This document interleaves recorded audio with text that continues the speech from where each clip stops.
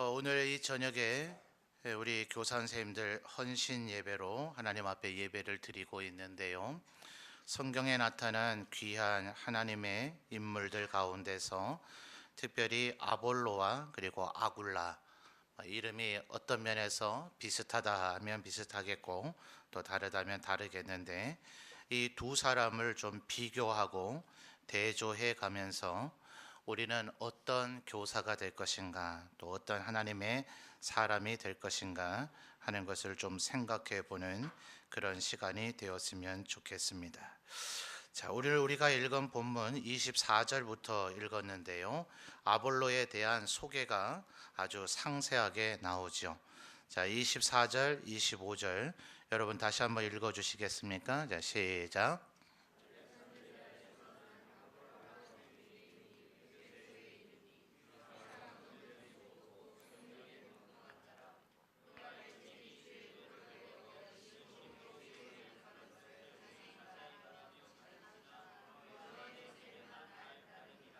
아멘.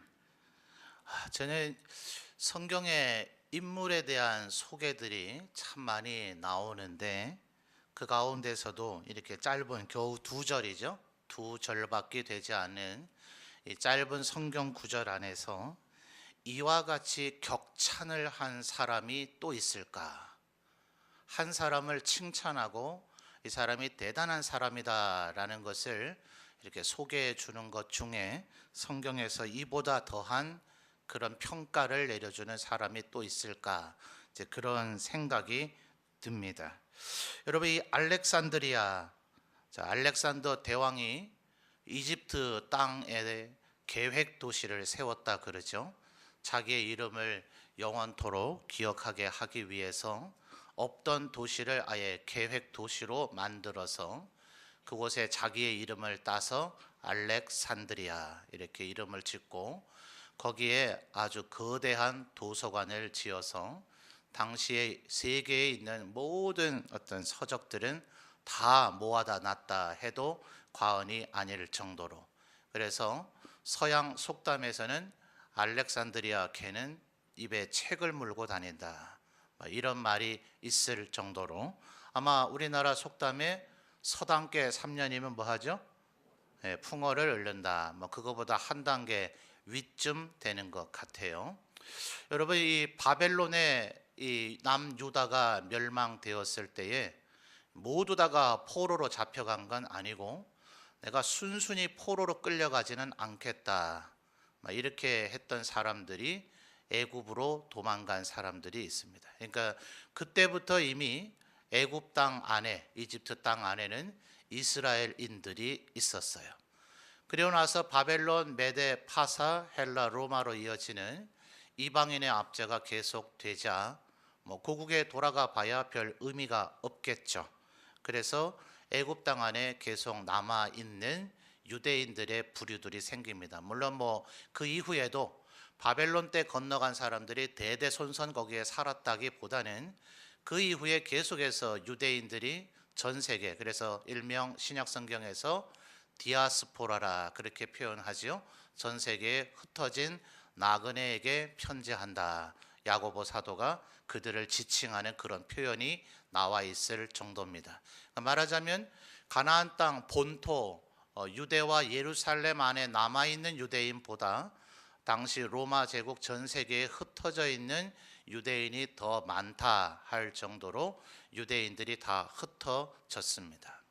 근데 여러분, 제가 우리 설교 시간을 통해서 교회 역사에 대해서도 제가 종종 언급을 했는데, 종교 개혁이 성경 번역으로부터 시작됐다 해도 과언이 아니다, 이런 말씀 드렸었죠. 아마 성경 번역을 모국어로 해내지 아니하고 그냥 중세 고대 로마 말인 라틴 말로 계속 성경을 두었다면 종교개혁의 불씨는 쉽게 꺼져버리고 말았을 거예요.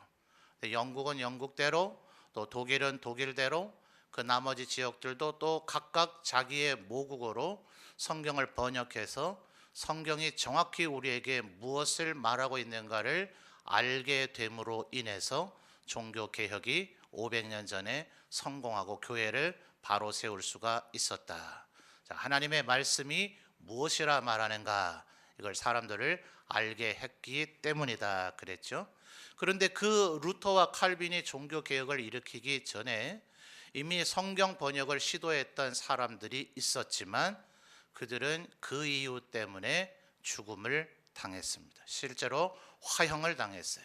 그래서 틴데일이라든지 위클리프라든지, 자, 우리 신미란 선교사님은 WEC 웩이라고 하는 선교단체에 소속되어져서 이들은 원래 교회 개척이 주 타겟으로 하는 선교회였지만 교회를 세워놔도 그들의 나라 말로 성경이 번역되지 않으면 그 교회가 계속 존속되지 않는다는 깨달음이 있었기 때문에 웩 선교사인데도 불구하고 성경 번역을 합니다. 그래서 안식년에 우리나라에 오셨을 때도 있지만 이 위클리프 선교회라고 불러요. 아까 영국에서 성경 번역을 하다가 죽임을 당했던 전세대 프리 종교 개혁자, 그러니까 루터와 칼빈이 본격적인 종교 개혁을 일으키기 전에 종교 개혁을 했던 그 위클리프의 이름을 따서 성경을 번역하는 그것을 목적으로 하는 선교회는 국제적으로 위클리프 선교회라고 합니다. 그래서 우리 신미란 선교사님이 웩 소속이기 때문에 성경 번역에는 조금 취약한 부분이 있었는지라 우리나라 방문하기 전 훨씬 이전에 안식년 때에는 그 위클리프 선교회 산하의 언어연구소 SIL이라고 불리거든요. 거기에서 언어를 연구해서 성경 번역을 위한 능력을 갖추는 그런 일을 하기도 했습니다. 그러니까 바로 그 위클리프 혹은 틴데일, 이런 사람들이 성경 번역을 했다는 이유 때문에 교황에게 산채로 불에 태워져서 죽임을 당했어요. 그랬는데 여러분, 이 알렉산드리아가 어떤 곳인지 압니까? 예수님께서도 오시기 전에, 자, 1300년대 1400년대가 됐을 때에도 성경을 라틴어가 아닌 다른 말로 번역을 했을 때 죽임을 당했다면, 한참 선민의식에 사로잡혀 있는 유대인들만이 하나님의 백성이라고 여겨지던 그 시절에 히브리어가 아닌 말로 성경을 번역한다는 시도 할 수 있었을까요? 이건 아마 정말 목숨을 걸어야 되는, 위클리프나 틴데일이 당한 것보다 훨씬 더 위험천만한 일이었을 거예요. 그런데 알렉산드리아에서 놀라운 일이 생겨나는데요, 히브리어로 되어 있는 구약 성경을 당시의 국제 표준어인 헬라어로 번역하는 일이 이루어집니다. 일명 72명이 번역을 했다 그래서 히브리 말로 70에 해당되는 셉투아진트, 이렇게 해서 셉투아진트 번역이라고 불려져요. 자, 여러분한테는 그냥 어려운 얘기로만 여겨질지 모르지만 이 알렉산드리아 사람들이 얼마나 학문적인가 하는 것을 대변해 줄 수 있는 아주 상징적인 사건입니다. 뭐였다고요? 예수님이 오시기도 전에 히브리어로 되어 있는 구약 성경을 헬라어로 번역하는 것을 했다. 자, 히브리어는 뭐예요? 선민인 이스라엘 백성들의 말. 헬라 말은 뭐입니까? 이방 사람들의 말이에요. 그러니까 어쩌면 어떤 학자는 이런 각도에서 봅니다. 신약 성경이 헬라어로 기록될 수 있었던 것은 셉투아진트라고 하는 번역이 있었기 때문에 가능하다. 헬라어라고 하는 언어에 대한 거부감이 사라지게 만든 거죠. 심지어 여러분, 신구약 성경을 열심히 공부를 하다 보면 구약 성경을 인용을 한 것이 신약 성경에 나와요, 안 나와요? 대답 좀 해보세요. 나와요, 안 나와요? 나오죠? 많이 나와요. 그런데 유심히 아주 세밀하게 공부를 해보셨는가 모르겠어요. 분명히 구약 성경을 갖다가 인용을 하는데 뭔가 약간 다르다는 느낌을 가질 때가 있어요. 성경은 분명히 틀림이 없다. 모든 성경은 하나님의 감동으로 되어 있다. 디모데후서 3장의 말씀이 우리의 신앙의 고백인데 이거 틀린 거 아닌가라는 생각을 혹시 해보신 적은 없습니까? 마음속에 그런 생각은 했지만 그런 얘기 잘못했다가는 믿음 없는 사람이라고 낙인 찍힐까 봐 뭔가 깨림칙한데 아닌 것 같은데 하는 생각은 갖고 있었지만 입국 다물고 있었던 적은 없으세요? 오늘 반응 안 하기로 서로 얘기하고 들어오셨어요? 있었어요? 없었어요? 뭐 없었으면 할 수 없고요. 그만큼 감각이 없으셨을 수도 있는데 그게 왜 그런가 하면 신약 성경을 기록하고 있는 성경의 저자들이 구약 성경의 인용을 히브리 원문에서 한 게 아니라 어디에서요? 헬라어로 번역되어 있는 셉투아진트에서 했기 때문에 우리의 한글 번역의 원칙은 뭘까요? 히브리 말로 되어 있는 성경은 구약 성경은 히브리어에서 직역하고 헬라어로 되어져 있는 헬라어 성경을 헬란말에서 직역하는 것이 원칙입니다. 그래서 신구약 성경, 분명히 구약 성경을 인용한 신약 성경의 표현인데 약간 다른 뉘앙스가 느껴지는 것은 바로 히브리어와 헬라어의 번역에서 나타나는 상이점들이 있기 때문에 그렇습니다. 이해되세요? 자, 그런 것이 바로 알렉산드리아에서 일어난 일입니다. 그러니까 이게 알렉산드리아에서 났다. 여러분 누가가 사도행전 기록했잖아요. 뭐하러 자, 여러분 성경에 나타나 있는 사도행전에 나타난 수많은 사람들이 있는데 그 사람들의 고향 다 아십니까? 왜 모르세요? 적어줘야 알죠, 그죠? 다 적어주진 않아요. 모든 사람들의 고향을 적어야 될 필요가 없어요. 누가는 뭐 때문에 이 알렉산드리아를 적었겠느냐 말이에요. 이게 단순한 알렉산드리아가 아니라 알렉산드리아에서 태어났다는 것 자체가 이미 이 아볼로가 어떤 사람인가 하는 것을 우리가 충분히 알 수 있는 내용입니다. 자, 여러분 교회사를 제가 여러 강의 시간에 얘기할 때에 초대교회는 점점 지중해를 중심으로 교회가 확산되면서 5개 도시가 중심교회가 되어졌다. 이런 말씀 설명드렸어요. 기억납니까? 출발은 어딜까요? 한번 따라해 봅시다. 예루살렘. 그 다음에 선교사 보내는 도시 어디입니까? 안디옥. 안디옥 따라해 보세요. 안디옥. 그 다음에 세 번째 도시가 바로 이 알렉산드리아입니다. 따라합시다. 알렉산드리아. 그 다음에 로마라고 하는 제국의 수도가 어디예요? 로마죠. 그래서 네 번째 도시 로마. 자, 이 로마가 동서로마로 쪼개집니다. 서로마는 이제 붕괴되기 직전에 명맥만 남아 있어서 동쪽으로 수도를 옮기게 되는데 그것이 지금은 터키의 이스탄불이 되어 있는 콘스탄티노폴입니다. 따라해 볼까요? 콘스탄티노폴. 자, 이 로마와 콘스탄티노폴은 양쪽에 서쪽의 로마가 제국의 수도였던 시절에는 거기에 황제가, 그 다음에 동로마로 로마의 제국의 수도로 옮겼을 때는 콘스탄티노폴에 로마의 황제가 위치하고 있기 때문에 실제로는 로마와 콘스탄티노폴의 주교들이나 초대교회 지도자들은 물론 그들도 신학적으로 또 신앙적으로 교회의 위대한 지도자들이기는 했습니다만 그들 옆에는 언제나 황제가 있었는지라 황제의 힘을 빌어서 어깨에 힘을 주는 일들이 많이 있었어요. 자, 콘스탄티누스라고 하는 황제가 있었죠. 이 사람이 313년에 기독교를 로마의 국교로 하고 나니 그 뒤에 어지간한 황제들은 어쨌든 내면적으로 신앙이 좋았냐 안 좋았냐는 하나님만 아시겠지만 명목상으로는 뭐예요? 기독교 신자이고 또 많은 이 로마 황제 산하의 신하들도 대부분 기독교 신자가 됩니다. 그래서 초대교회 이왕 기독교를 로마의 국교라고 했으니 지역마다 기독교가 딴소리 내면 되겠어요 안 되겠어요? 예? 이쪽 지역에서는 행위로 구원받아야 된다 그러고 이쪽에서는 믿음으로 구원받아야 된다 그러고 이쪽에서는 금식기도 정도는 해야 구원받는다 그러고 저쪽 동네에서는 헌금을 많이 해야 구원받는다 그러고 이러고 있으면 또 한쪽에서는 성경을 암송 정도는 해야 구원받는다 하면 나라 꼴이 되겠어요 안 되겠어요? 그렇기 때문에 로마 황제가 그 다음에는 교회 지도자들을 소집합니다. 어느 도시에서 모여서 기독교 신앙의 표준이 무엇인지를 의논하라. 그래서 초대 교회들의 오늘날로 말하면 교단 총회는 황제가 소집을 합니다. 그러니까 그 황제 옆에 있는 로마와 콘스탄티노플의 주교들이 어깨에 힘이 들어갈 수밖에 없겠죠.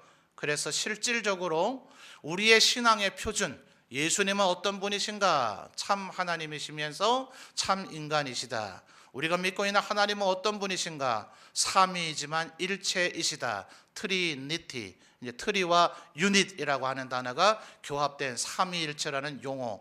이런 것들이 전부 다 만들어지는 초대교회 회의에서 두각을 나타냈던 신학자들은 언제나 알렉산드리아 신학자들이었어요. 자, 기억되세요? 자, 이것 때문에 지금 이렇게 길게 설명을 한 겁니다. 알렉산드리아 이러면 여러분 앞으로 기억하실 때 정말 똑똑한 사람들. 자, 그래서 24절 25절에 보십시오. 알렉산드리아에서 난 아볼로라 하는 유대인이 에베소에 이르니 이 사람은 그다음 뭐예요? 언변까지 좋네요. 와, 여러분 학창 시절에 이런 경험 해보신 적 없습니까? 선생님이 책을 쓰신 선생님이 있어요. 뭐 초중고에서는 그런 분들이 뭐 흔하지는 않겠습니다만 대학교 가면 교수님들 그런 분 있죠. 책을 쓴 저자. 와, 책을 읽어보면 학문이 정말 대단합니다. 야, 우리나라에 이런 학자가 있었구나 막 자랑하고 싶을 정도예요. 근데 강의를 들어보면 무슨 말인지 하나도 모르겠어요. 본인이 뭔 말 하는지 본인도 몰라요. 어떤 교수님 같은 경우는 제가 대학과 대학원 시절에 경험했던 교수님은 모르겠어요. 조금 대인 기피증이 생겼나 봐요. 학생들하고 눈을 마주치지를 못해요. 그냥 이렇게 고개를 숙이고 강의안을 읽듯이 강의를 하시다가 가끔 고개를 드시면 저 멀리 저 시계 있잖아요. 저 벽 쪽에. 저기쯤을 쳐다보세요. 그래서 우리 학생들이 이제 수업하면서 심심하니까 놀이 삼아 오늘 교수님이 몇 번 시계를 쳐다보나 내기했을 정도예요. 많이 쳐다본다는 거예요? 안 쳐다본다는 거예요? 안 쳐다봐요. 그냥 고개 숙이고 하세요. 그러니까 그 시간에는 몰래 수업 듣다가 도망 나가는 친구도 있고 그 시간에 딴 과목 숙제하는 친구도 있고 뭐 그랬던 기억이 납니다. 그러니까 모든 탁월한 학자가 말까지도 잘하는 건 아니에요. 아는 건 많이 아는데 말은 왠지 잘 못하는 것 같아요. 자, 성경에 보면 꼭 그렇다고 단정 지을 수는 없는데 그런 비방을 받았던 분이 있어요. 아는 건 많이 아는 것 같은데 말은 영 시원치 않다. 누구일까요? 바울 사도가 고린도인들에게 그런 모욕을 당했어요. 자, 그런 거에 비하면 누가가 기록할 때도 아볼로는 언변이 좋았다라고 얘기하는 거 보면 말을 잘했을까요? 못했을까요? 굉장히 잘했겠죠? 여러분 28절로 넘어가 봅시다. 28절 맹 아볼로의 얘기입니다. 27절을 보면 아볼로가 아가야로 건너갔다고 하는데 이 아가야의 핵심 도시는 19장 1절을 보니까 아볼로가 어디에 있어요? 고린도입니다. 바로 이제 고린도. 바로 바울 사도는 이제 고린도인들에게 뭐라고 모욕을 당했다고요?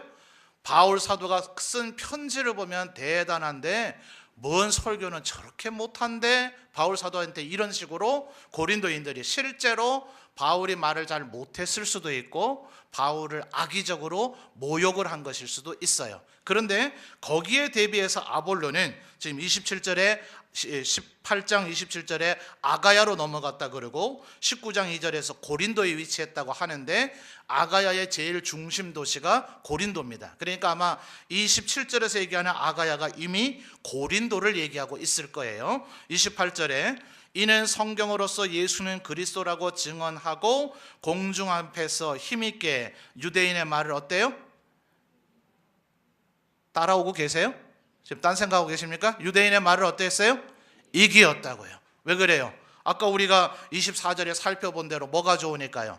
언변이 좋으니까요. 그러니까 아볼로 앞에서 까불면 큰일 나는 거예요. 아볼로 앞에서는 아는 체를 말아야지 괜히 쓸데없이 아는 체를 했다가는 아볼로한테 모욕을 당하거나 아주 된통 혼나기가 십상인 그런 사람입니다. 자, 그런데 25절 또 이어서 볼까요? 언변만 좋을 뿐만 아니라 24절 하반절에 그 다음 무슨 표현이 나오죠? 성경에 능통하대요. 자, 우리 교사 선생님들 성경에 능통하십니까? 와, 오늘 기 죽는다 그죠? 뭐 아볼로 이런 사람이 다 있어가지고 말도 잘할 뿐만 아니라 성경에 능통하기도 하네요. 근데 말입니다, 제가 여러분 안지 9년 됐죠? 그렇죠? 여러분 볼 때 어떠세요? 2010년에 제가 처음 왔을 때에 비해서 제가 어떤 변화가 있습니까? 그때나 지금이나 똑같습니까? 그때보다 영 형편없어졌습니까? 그때보다 더 나아졌습니까? 제가 보기에 여러분은 어떨까요? 그죠? 언변이 좋고 성경에 능통한데요, 분명히 저 사람이 뭔가를 많이 아는데 늘 고 수준 그대로예요. 변화가 없어요. 전혀 변화가 없는 그런 사람이 있는데 25절을 보십시오. 그가 뭐예요? 여러분 이 말이 이 사도행전 18장 25절에 그가 일찍이, 이 말이 지난 수십 년간 우리나라에서 얼마나 많이 되뇌어졌는지 아십니까? 주로 강사 목사님들 오시면 설교할 때에 일찍이 미국에 가서 신학을 유학하시고, 이 일찍이, 이 단어 지난 한 20, 30년 전에 우리나라 사회에서 어떤 사람을, 탁월한 사람을 소개할 때에 엄청나게 많이 썼던 수식어입니다. 일찍이, 아주 일찍부터 성경을 배웠는데요. 자, 25절 보십시오. 그가 일찍이 주의 도를 배워, 그 다음 뭐죠? 와, 열심까지 있네요. 이 감당할 자신이 있습니까? 언변이 좋네요, 성경이 능통하네요, 일찍이 배웠네요, 열심까지 있네요. 아마 이 세상에 존재할 수 있는 사람 중에 아볼로보다 성경에 학식적으로 더 탁월한 사람은 찾기가 어려울 정도일 겁니다. 우리 교사 선생님들 어때요? 아볼로 흉내낼 수 있겠습니까? 굳이 아볼로처럼 되지 않으려고 하셨으면 좋겠습니다. 아볼로는 장점이 굉장히 많은 사람이지만 안타깝게도 그 장점이 아볼로의 발목을 잡은 것 같아요. 지금 이미 제가 24절, 25절에 설명하는데 지금 시간을 어마어마하게 썼죠. 요 과정 속에서만도 아볼로보다 못한 사람들이 얼마나 많은지 몰라요. 일찍부터 성경 말씀을 안 배웠던 사람도 있고요. 늦게 배웠기 때문에 배운 것에 대한 한계가 있는 사람도 있고요. 일찍부터 배우기는 했지만 이제는 다 아는 줄 알고 더 이상 배우지 않으려고 하는 사람도 있고요. 딴에는 열심히 배우기는 배웠는데 머리가 나빠서 그런지 듣는 거 다 까먹어서 남아있는 게 아무것도 없는 사람도 있고요. 분명히 많이 아는 것 같기는 같은데 말로 할 때는 제발 차라리 글로 써서 나에게 다오, 네가 말을 하면 도대체 뭔 말인가 알지를 못하겠다, 이런 경우의 사람도 있고요. 이런 여타의 사람들과 비교해 볼 때 이 아볼로는 어마어마하게 장점이 많은 사람인데, 그런데도 이 아볼로의 장점이 오히려 아볼로의 발목을 잡은 것 같더라 말입니다. 그래서 우리 교사 선생님들 절대로 아볼로 같이 되지는 말았으면 좋겠어요. 자, 왜 그런가? 25절 다시 한번 여러분이 읽어볼까요? 시작.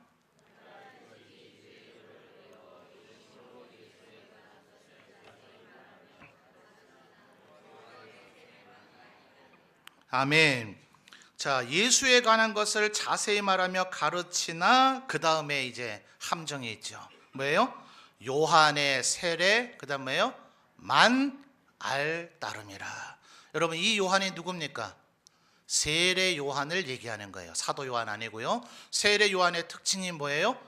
회개를 선포하는 세례를 준 것이 세례 요한이죠. 자, 그래서 19장 1절부터 4절까지를 보세요. 여기가 지금 에베소죠, 에베소. 자, 24절 다시 한번 보십시오. 알렉산드리아에서 난 아볼로라 하는 유대인이 어디에 이르렀다고요?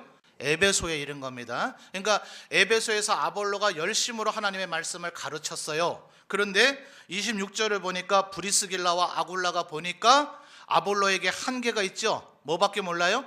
세례 요한의 세례밖에 몰라요. 이 말은 성령의 은혜가 뭔지를 아예 모른단 말이에요. 윤리적으로 율법적으로 모세의 10계명만 가르칠 줄 알았지, 그 다음에 예수 그리스도와 은혜의 복음에 대해서는 전혀 알지 못하는 사람이었기 때문에 26절에 브리스길라와 아굴라가 이 사람이 회당에서 열심히 가르친다는 얘기를 듣고 하나님의 도를 더 정확하게 풀어 일러줬는데요, 그런데도 불구하고 아볼로는 별 변화가 있지 않았던 것 같아요. 왜요? 프리스길라와 아굴라는 조금 학식이 없는 분들이거든요. 배운 것이 없는 분들이거든요. 말이 그렇게 능수능란한 사람이 아니거든요. 그러니까 아볼로가 뭐라 그랬을까요? 어디서 감히 나보다 지금 말도 잘 못하는 게 아는 것도 없는 것이 과연 감히 나를 가르치려 하느냐, 아마 이런 태도가 아볼로에게 있었던 것 같아요. 자, 이 이후에 지금 27절부터 어떻게 됐다 그랬죠? 아볼로가 이 에베소를 비우고 고린도로 넘어갑니다. 그러니까 19장 1절에 어떻게 돼요? 아볼로가 고린도에 있을 때 바울이 윗지방으로 다녀 이제 어디에 왔어요? 에베소에 온 거예요. 바로 누가 가르치던 것? 아볼로가 가르치던 에베소에 와가지고 자 2절 19장 2절 보십시오. 바울이 에베소에 있는 교인들을 이제 일종의 점검을 해보는 겁니다. 너희가 믿을 때에 성령을 받았느냐? 그러니까 뭐라 그래요? 아니라 우리는 성령의 계심도 듣지 못했노라. 기가 막히죠? 삼위일체 하나님을 믿고 있는 우리가 성부 하나님과 성자 예수 그리스도만 가르쳐주면 될 것이 아니라 성령의 기름 부심과 성령의 은혜를 알려줘야 될 터인데, 여러분 성령의 은혜가 지식과 학식으로 가르쳐 줄 수 있어요 없어요? 없더란 말이에요. 그래서 여러분 6절 말씀을 넘어가 보시죠. 시간이 많이 가니 19장 6절만 여러분 읽어볼까요? 시작.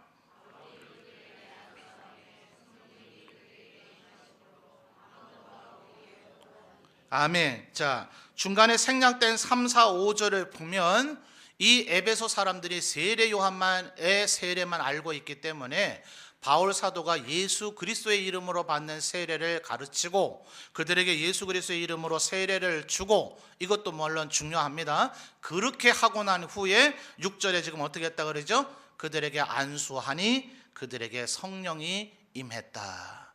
자, 이것이 온전한 하나님의 신앙이요 우리 그리스도의 신앙인 줄 믿습니다. 그러니까 이 아볼로가 뭐가 문제예요?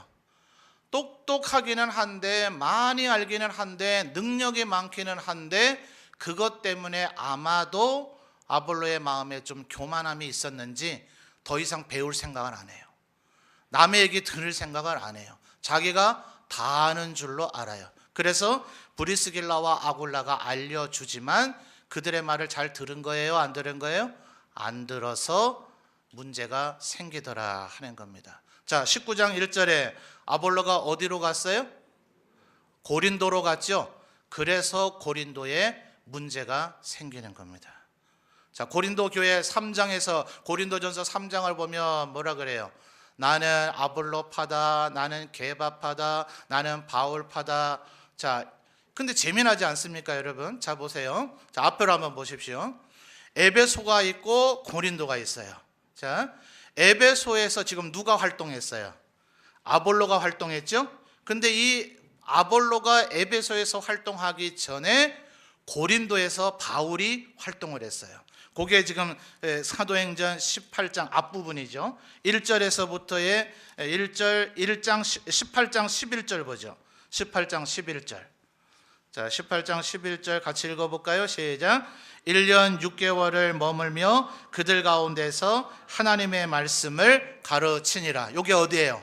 요게 고린도란 말이에요. 자, 다시 한번 앞을 보십시오. 아볼로가 에베소에서 열심히 가르쳤는데요, 그동안 그 이전이에요. 실제로는 조금 더 이전에 바울은 고린도에서 이 하나님의 백성들을 가르쳤어요. 바울이 예루살렘으로 되돌아갔다가 다시 오는 그 타이밍에 바울은 어디로요? 바울은 에베소로 오고 아볼로는 고린도로 왔어요. 말하자면 두 사람의 사역의 위치가 뒤바뀐 꼴이 되어져 버린 겁니다. 그런데 문제는 바로 이 에베소에는 이 아볼로 이후에 누가 있어요? 아볼로 이전부터 브리스길라와 아굴라가 있죠. 그리고 이제 에베소에서 2년 2개월 동안이나 여기서 바울 사도가 가르칩니다. 그런데 에베소에서 문제가 생겼다는 얘기를 들어본 적이 있습니까? 거기에 브리스길라와 아굴라가, 지금 우리가 18장 24절에서 26절 봤죠? 거기서 아볼로가 소개가 있었죠. 그런데 18절을 보세요. 18장 18절. 자, 18절 19절 같이 읽어주세요. 시작.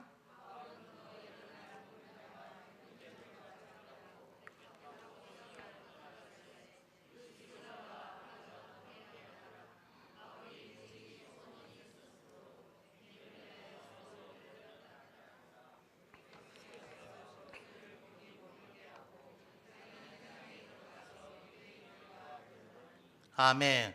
자, 에베소에 누가 먼저 왔어요? 아볼로가 먼저 왔어요? 브리스길라와 아굴라가 먼저 왔어요?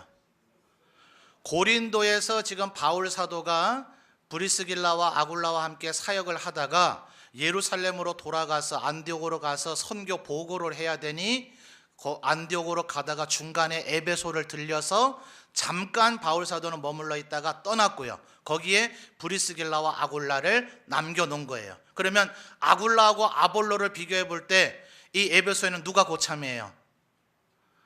아굴라가 먼저 있었단 말입니다. 근데 거기에 아볼로가 와서 말씀을 막 가리키는데 거기에 아굴라가 아볼로 보고, 야, 여기 에베소는 내 담당이야. 네가 언제부터 와가지고 여기서 지금 감히 네가 아무리 똑똑하기로 서니 하나님 말씀 가르친다고 설치니, 이러면서 싸웠다는 얘기가 있어요, 없어요?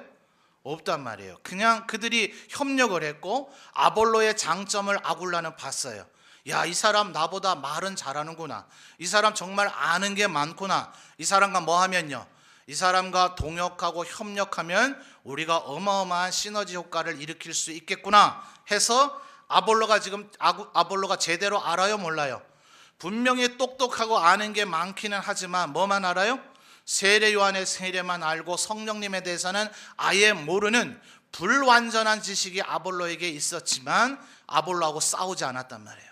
싸우지 않고 아볼로를 26절에 어떻게 했다 그러죠? 듣고 데려다가 하나님의 도를 더 정확하게 풀어 이르렀다 말이죠.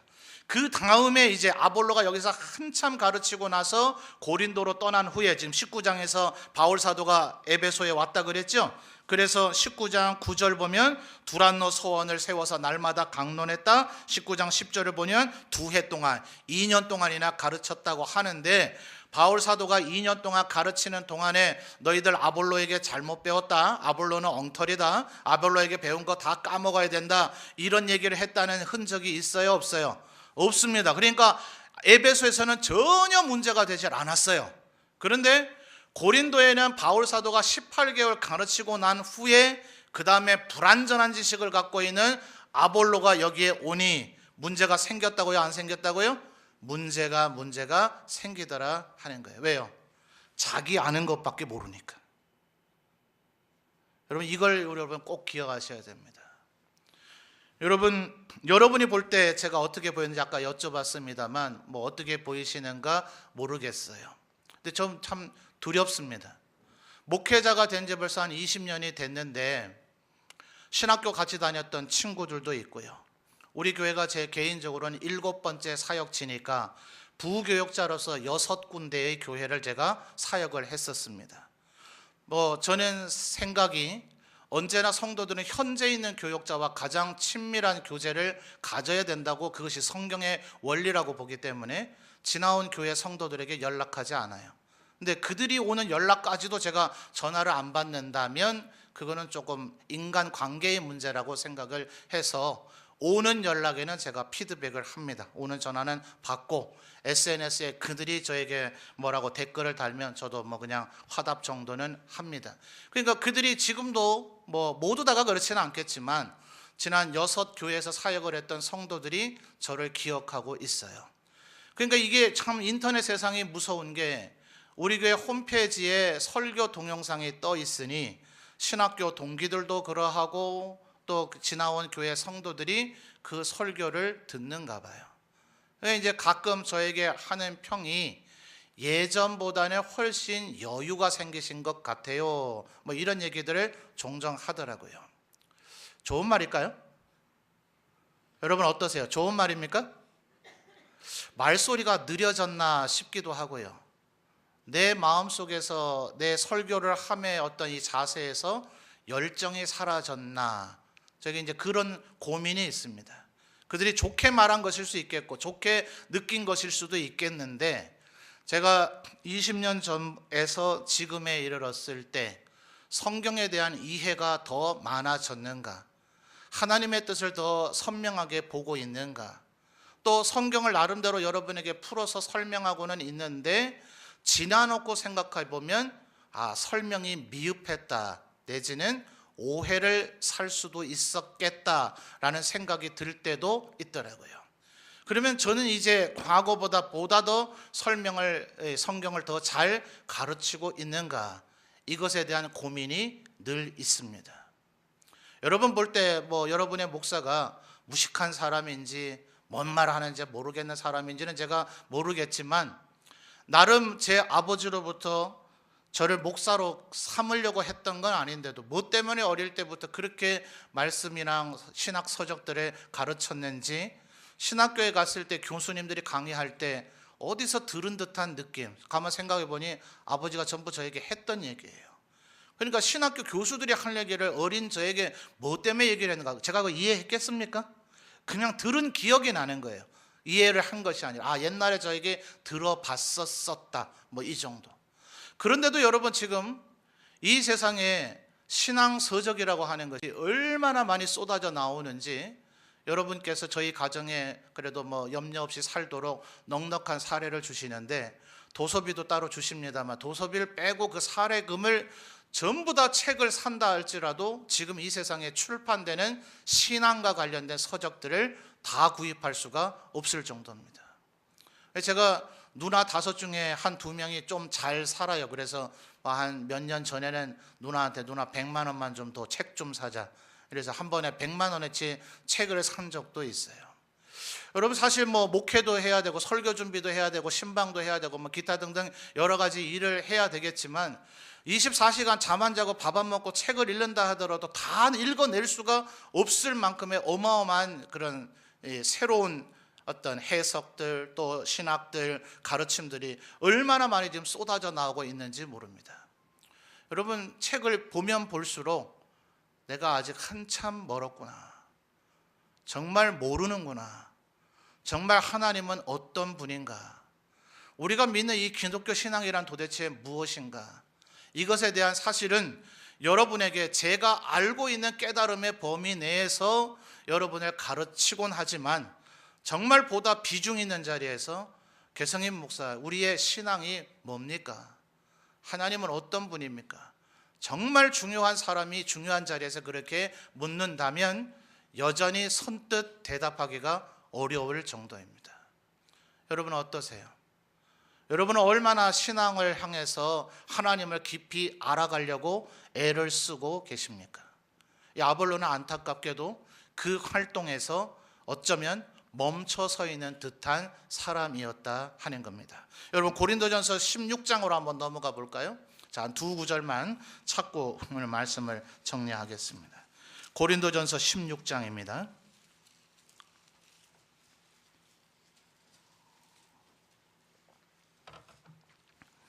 고린도전서 16장 12절 말씀 먼저 한번 보죠. 고린도전서 16장 12절 찾으신 분 아멘요. 자, 함께 읽어볼까요? 시작.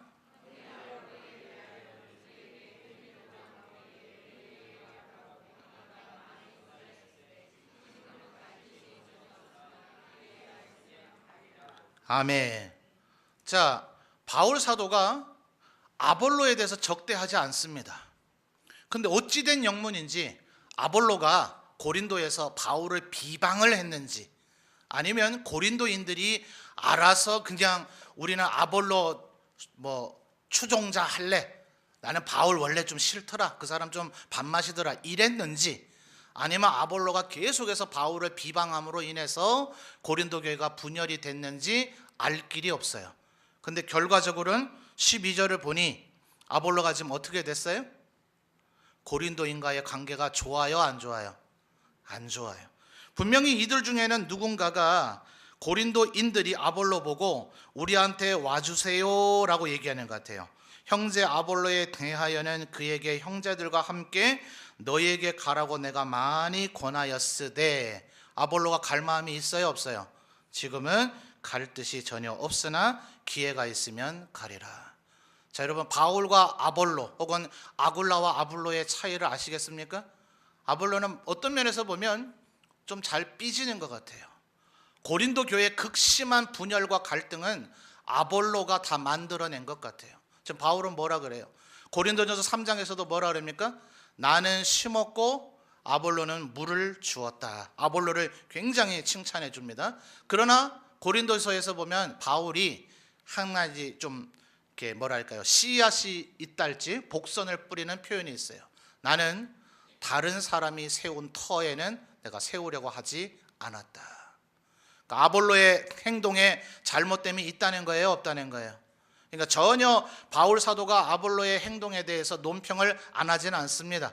아볼로 네 행동에 분명히 좀 문제가 있다. 뭐 때문에 교회를 그렇게 분열되게 만드느냐라고 하지만 그걸 공개적으로 이렇게 드러내서 얘기하지 않습니다. 아볼로를 끊임없이 세워주고 끊임없이 품어주고 어떻게든 하나됨을 추구하려고 합니다. 근데 아볼로가 지금 가려고 해요, 안 해요? 안 해요. 왜 그럴까요? 왜 그럴까요? 고린도 교회 아볼로 추종자들로만 가득 차 있으면 신나서 가겠죠. 어이구 신난다, 고린도인들이 나 또 오라 그러네 그러면서 갈 거예요. 왜 안 갈까요? 추종자만 있는 게 아니라 아볼로 오지 말라고, 아볼로 오는 거 극구 반대, 피켓 시위라도 하는 사람들이라도 있었는가 보죠.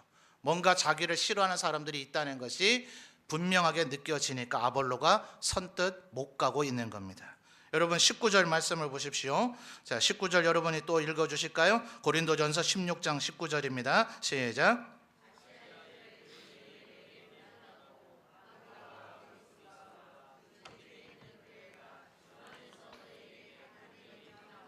아멘.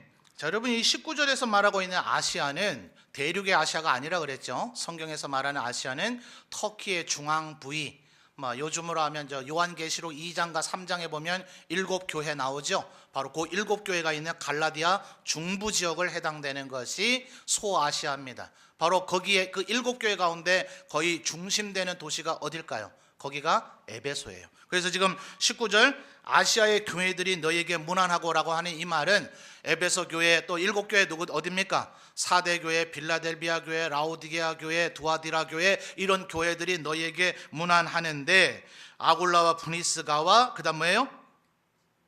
그다음 뭡니까? 아굴라와 브리스가와 그다음 뭐예요? 그 집에 있는 교회. 이 말이 무슨 표현일까요? 에베소 교회를 지금도 담당하고 있는 사람이 누구예요? 브리스길라와 아굴라가 에베소 교회를 지금도 묵묵히 섬기고 있더라 하는 겁니다. 그래서 그 집에 있는 교회가 주 안에서 너희에게 간절히 무난하고, 자, 에베소 와서도 아볼로하고 갈등을 일으키지 않았던 아굴라와 브리스길라는 어느 교회 사람들에게도 사랑받고 있어요? 고린도 교회 사람들에게도 사랑받고 있더라 하는 겁니다. 차이를 아시겠습니까? 아볼로는 똑똑하고 잘나긴 했지만 너무나 잘나버렸기 때문에 가는 곳마다 대단하다, 똑똑하다, 잘났다, 유능하다라는 평가는 받았을지라도 이제는 싫다. 그 사람 안 봤으면 좋겠다. 그 사람하고 사역 안 했으면 좋겠다. 그 사람 우리 앞에 안 나타났으면 좋겠다. 결국은 이런 평을 받는 것이 아볼로였고, 아굴라는 굉장히 드러난 두각이 있는 그런 사람은 아니었어요. 말하자면 진국이죠, 진국.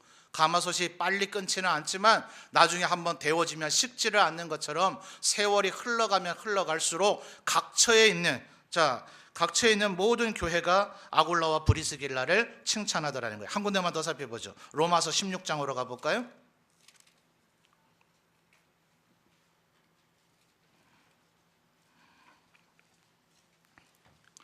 로마서 16장 3, 4, 5절 상반절을 읽겠습니다.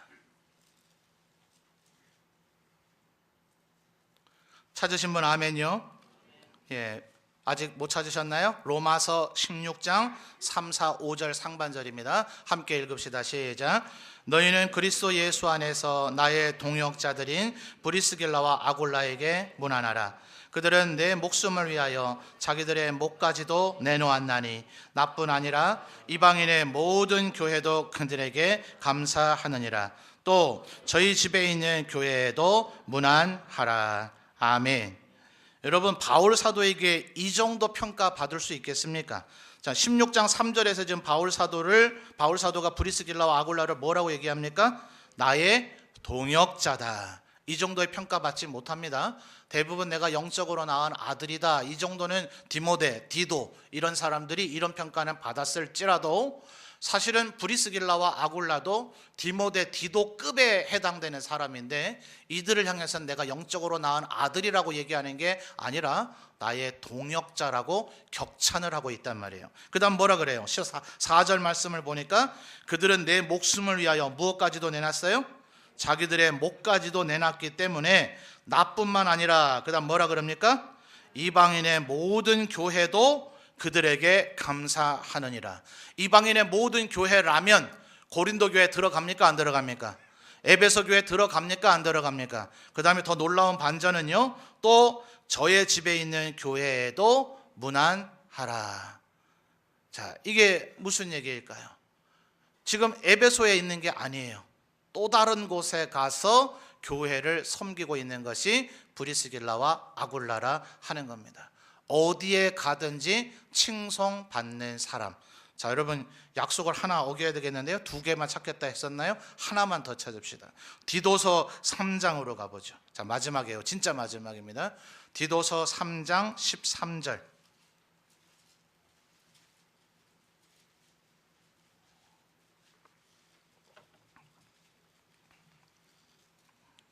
신약성경 350페이지입니다. 디도서 3장 13절요. 찾으신 분 아멘요.